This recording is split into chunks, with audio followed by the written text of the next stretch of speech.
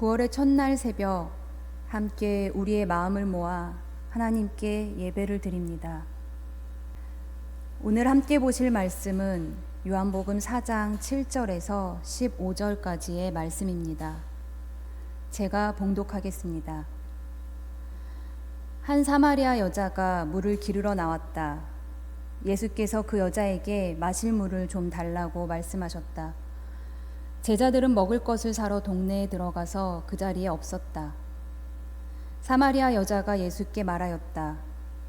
선생님은 유대 사람인데 어떻게 사마리아 여자인 나에게 물을 달라고 하십니까? 유대 사람은 사마리아 사람과 상종하지 않기 때문이다. 예수께서 그 여자에게 대답하셨다.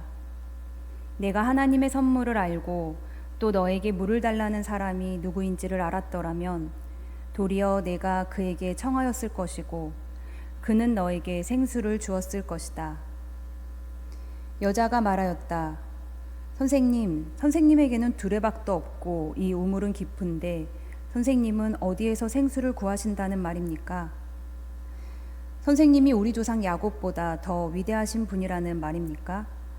그는 우리에게 이 우물을 주었고 그와 그 자녀들과 그 가축까지 다 이 우물의 물을 마셨습니다. 예수께서 말씀하셨다. 이 물을 마시는 사람은 다시 목마를 것이다.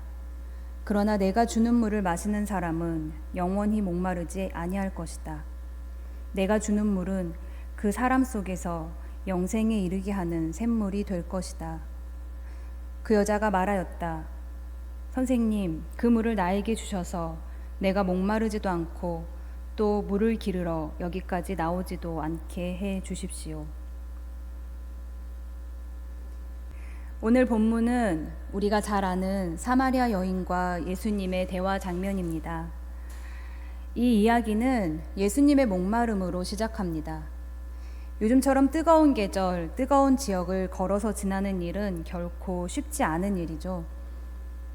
유대와 갈릴리를 오가시던 중 예수님은 목이 마르셨고 사마리아의 한 우물가에 물을 길러온 여자에게 마실 물을 달라고 말씀하십니다. 그러나 그렇게 시작된 대화는 곧 여자의 목마름에 대한 이야기로 이어집니다. 여러분은 어떤 목마름을 가지고 살고 계신가요? 이 목마름을 갈망이라는 단어로 표현할 수도 있을 텐데요. 성경에서는 사람들이 가진 다양한 갈망에 대해 이야기합니다. 시편 12편 5절에는 가난한 사람들이 갈망하는 구원에 대해 이야기하고 시편 42편 2절에서는 목마른 사슴이 시냇물을 찾듯이 하나님을 갈망하는 사람의 마음에 대해 이야기합니다. 전도서 2장 3절에서는 전도자가 지혜를 갈망하며 살아온 자신의 삶에 대해 이야기하고 예레미야 44장 14절에서는 이집트 땅에 들어가 살던 유다 사람들이 고향으로 돌아가 살기를 갈망하는 모습에 대해서 나옵니다. 그리고 신약 성경인 고린도 후서 5장 2절에서는 이 땅의 장막집이 아닌 하늘로부터 오는 집을 갈망하는 그 목마름에 대해서 이야기합니다. 무언가를 갈망하고 있다는 것은 반대로 현실의 삶이 결코 편안하지 않다는 것을 의미할 수도 있습니다. 현실의 삶이 고단하거나 고통스러울 때 우리는 그 고통이 사라지기를 갈망합니다. 혹은 현재의 삶이 만족스럽지 않을 때 우리는 다른 모습의 삶을 갈망합니다.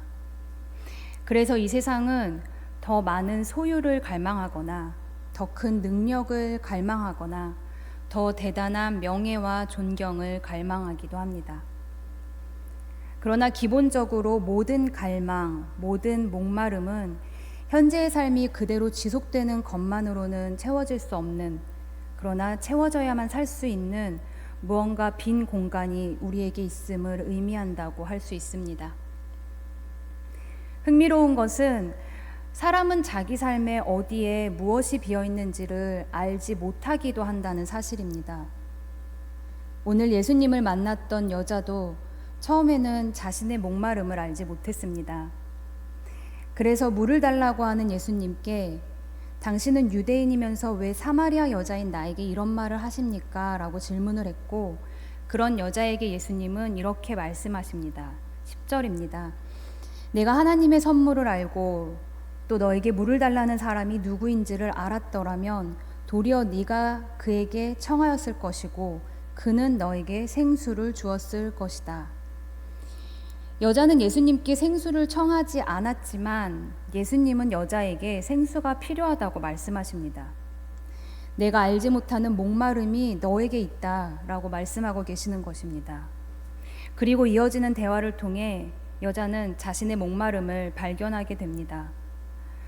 자신에게는 매일 물을 기르러 오는 우물도 있고 두레박도 있으니 목마르다고 생각하지 못했지만 영원히 목마르지 않는 물이 존재한다는 사실을 듣고 그리고 그걸 줄 수 있다고 말씀하시는 예수님을 만나는 순간 강렬한 갈망으로 자신의 목마름을 호소합니다. 15절입니다. 그 여자가 말하였다. 선생님, 그 물을 나에게 주셔서 내가 목마르지도 않고 또 물을 기르러 여기까지 나오지도 않게 해 주십시오. 이 여자에게 이전에는 없던 목마름이 갑자기 생긴 걸까요? 아닐 겁니다. 이 여자도 역시 삶의 고단함으로 목말라 있었지만 그것을 목마름으로 여기지 않고 살아왔을 것입니다. 그 목마름을 애써 무시하며 살았거나 혹은 채워지지 않을 거라는 자포자기의 심정으로 살고 있었을 수도 있습니다. 그렇다고 이 사람이 무기력한 사람은 전혀 아니었습니다. 열심히 자기 삶을 살아가고 있었지만 목마름이 채워지리라는 갈망조차 갖지 않고 살다가 예수님을 만났고 그 만남을 통해 자신의 목마름을 발견하게 되었고 이제 그 목마름을 채우고 싶다는 갈망을 갖게 된 것입니다. 여러분은 요즘 어떤 갈망을 가지고 살고 계신가요? 무언가에 목마르다는 건 현실이 고단하기 때문이라고 아까 말씀드렸지만 동시에 우리 안에 있는 어떤 빈 공간이 채워질 수 있다는 소망을 품을 수 있을 때 우리는 목마름을 더 강렬하게 느낄 수 있습니다. 영원히 목마르지 않는 물에 대해 생각해 보지도 않은 사람이 그런 물을 갈망하지는 않을 것입니다. 영원히 목마르지 않는 물의 존재를 아는 사람이 그런 물을 갈망하고 자신의 목마름을 비로소 깨닫는 것처럼 예수가 가르치신 하나님 나라를 아는 사람이 그런 나라를 갈망하고 그 목마름을 채우기 위해 우물을 찾는 것입니다. 여러분은 우리나라가 어떤 나라가 되기를 갈망하시나요? 그리고 우리 교회가 어떤 교회가 되기를 갈망하시나요? 살아가는 동안 어떤 삶을 살기를 갈망하시나요? 사람은 꿈꿀 수 있는 만큼 꿈을 꾼다는 말이 있습니다. 그러나 한편으로 우리의 역사를 생각해 보면 꿈꿀 수 없는 상황에서 꾼 꿈이 역사를 이루어 왔다는 사실을 우리는 알고 있습니다. 얼마 전에 커먼즈란 무엇인가라는 주제의 강의와 토론 모임에 참여한 일이 있습니다. 자본주의가 절대 진리라고 생각하는 이 시대에 대안적인 삶의 방식을 찾으려는 사람들의 고민에서 시작된 것이 커먼즈 운동이라고 할 수 있겠는데요. 어떤 분들은 이 커먼즈를 수천 년간 이어진 민중의 살림살이 방식이라고 정의하기도 합니다.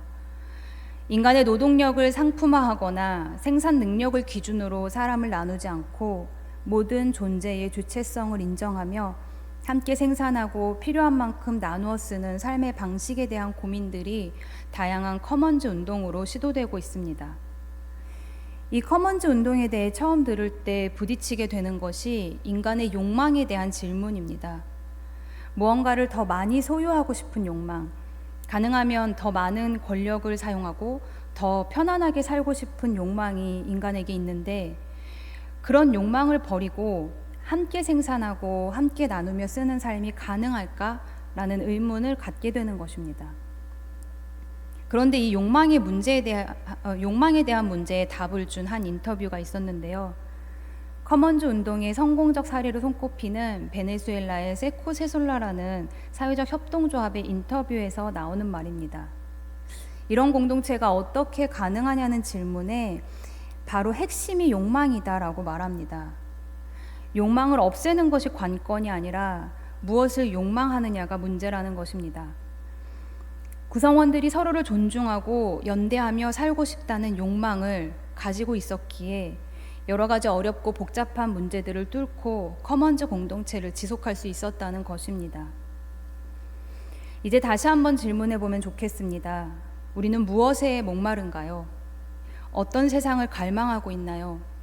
어떤 삶에 목마르신가요? 오늘 9월의 첫날입니다. 아직 날이 덥지만 분명 점점 더 시원해질 거고, 그러면 목마름을 느끼지 않는 날도 있을 수 있습니다. 그러나 우리는 영원히 목마르지 않는 생수를 갈망할 수 있습니다. 예수님이 가르쳐 주시고 삶으로 보여주신 하나님 나라가 오늘 내가 물을 기르러 나가 우물가에서는 어떤 모습으로 이루어질 수 있는지, 그 목마름을 놓치지 않는 우리가 되었으면 좋겠습니다. 우리 침묵으로 기도하시겠습니다.